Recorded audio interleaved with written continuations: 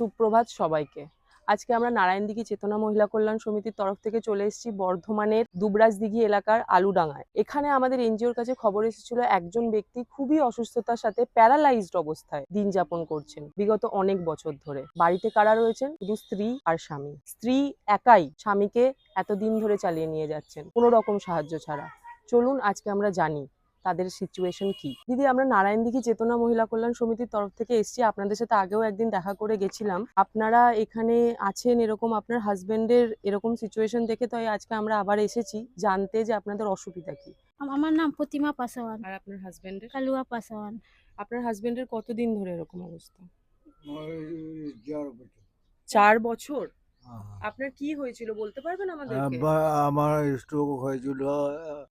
কাঁদবেন না, আমরা আছি, আমরা এসেছি, আমরা যখন ছেড়ে যাব না, কথা দিলাম। দাদা, কাঁদবেন না, কাঁদবেন না, আমরা আছি তো, আপনি ভালো হয়ে যাবেন, খুব তাড়াতাড়ি ভালো হয়ে যাবেন।